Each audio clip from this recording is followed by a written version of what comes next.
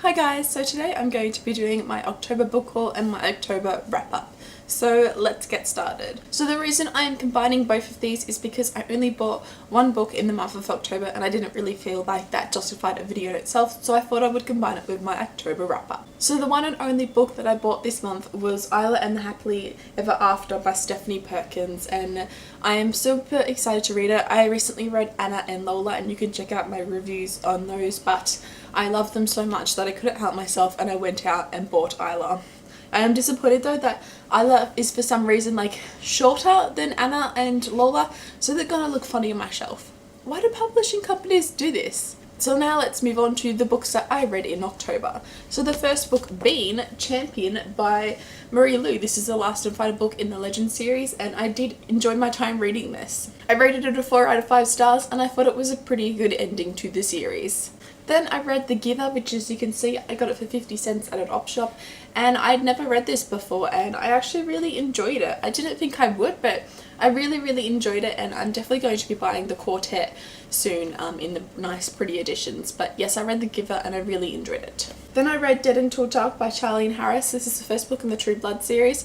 I read this one even though I have read it before, and only the first one, not the rest of the series, because I was doing an English assignment and for that I had to write a fan fiction, and for my fan fiction I decided to cross over Sookie and Dorothy from The Wizard of Oz, and I wanted to read Dead Until Dark to try and get like the writing feel and the writing style of this book, so I read it and I did enjoy it, and I think I rated it 4 or 3 stars. And then I read the duology The Assassin's Curse and The Pirate's Wish by Cassandra Rose Clarke.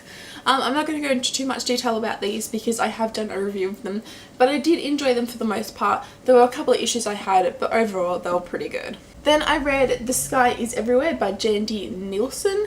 I read this one because I am just very unsure about it. I've had it on my shelf. I read it ages ago and I decided to reread it, and again I'm still very unsure about it. Basically what the main character does in this book, I just can't justify what she does. I know that why she does it, but I just can't forgive her for what she does, and she is just so flawed, and what she does is just for me unforgivable, and I just can't forgive her. And even as she learns more stuff, she still continues to do what she does, and because I didn't like the main character, that's why I'm so iffy about this book. But I rated it 3 stars, but yes, as I say, I'm very iffy about this book. Then I read this really weird novel called Eggpant and Egg Benter, Cartoons by Life, and it just has these drawings of these babies in this room saying really weird things.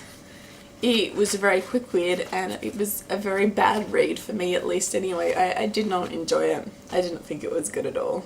And then I read my first Patrick Ness novel ever, and it was More Than This, and I really enjoyed my time reading this.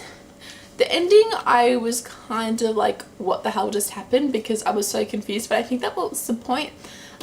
It was really good though, and if you haven't read a Patrick Ness novel, I found that this was a really nice place to start. I guess it's, I don't know, basically it's about a boy who drowns and then he wakes up and he has to figure out where he is and what is going on, and that's all I'm going to tell you. But yes, I rated it 4 out of 5 stars. Next I read Undead and Unwed by Mary Janice Davidson. It's like a vampire adult kind of chick lit, I guess, novel.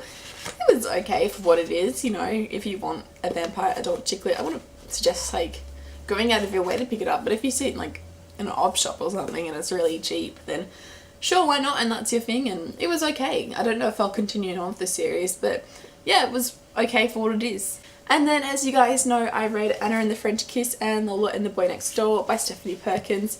I have done reviews on both these books, but I absolutely loved them. I can't decide which one I love more, but they were just so fantastic and great and adorable and funny and cute, and I just cannot rave so many good things about it because it's just amazing. These are amazing. Pick them up. And the next book I read was Jill Mansell's To the Moon and Back. It's an adult chick lit and it's really great. I'm not going to go into too much detail about it because I did do a review of it and it should be coming up shortly. Basically it's about a woman who lost her husband and she kind of has to move on with her life from there. The next book I read was Conrad's Fate by Diana Wynne Jones. This is my first book that I've ever read by her. I picked this book in an op shop not realising that it was like the 4th or the 5th book in the series.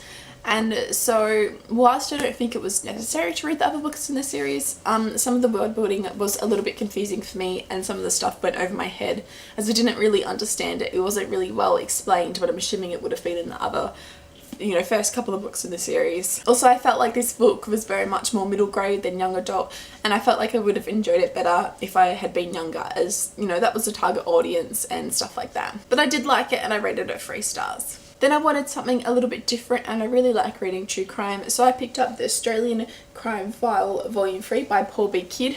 So what I did with this novel was every day I would read a couple of the stories in here, and I would just eventually get through this throughout the month, and I did, and I finished it, and I really enjoyed it. It goes into detail about the true crime and everything, and so if this is your jam and you like reading about true crime, then I would definitely suggest, if you haven't checked out already, Paul B. Kidd. He's an amazing true crime writer, and yeah, so yes, I read it. And then I read Where Things Come Back by John Corey Whaley. Now, when I hauled this a while back, I said I thought it was about the war, and like it had 3 short stories in it, and I went into this book thinking that's what it was about. And how wrong was I? It was not about that at all, but I kind of like going into this book not knowing what it was about. I did enjoy my time reading this. It was about a boy named Cullen, and his brother disappears, and he just kind of has to deal with his life and what's happening around his life and the disappearance of his brother. And I don't know, it's kind of hard to explain this book, and I wanted to do a review on it, but I didn't know how to explain it, and I'm not quite sure what my thoughts were.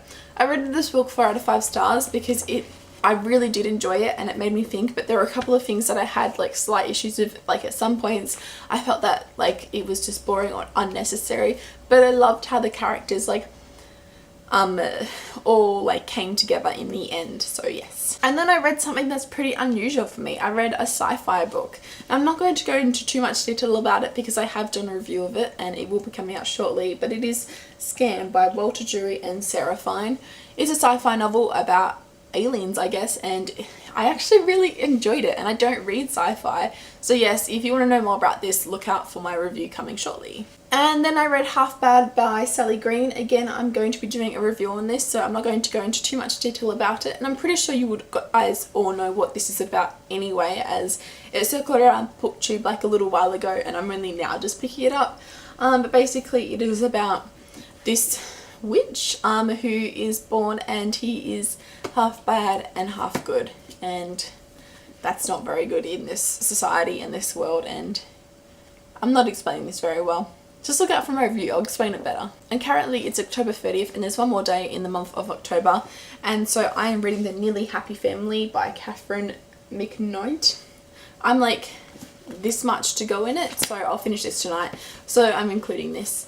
And it's interesting, I guess you could say. It's about a family, and it switches perspectives between the mother and the daughter, and there are a lot of things that I have an issue with this book, but it's okay. I'll probably finish it, but it's probably one that I'm not going to be keeping. So yeah, these are all the books that I read this month. There's like 18 books in here, so I thought I was having a pretty slow reading month, but actually I discovered that it's actually not that too bad. So let me know what you read in the month of October and what was your favourite read. Mine was definitely Anna or Lola. They were just so fantastic.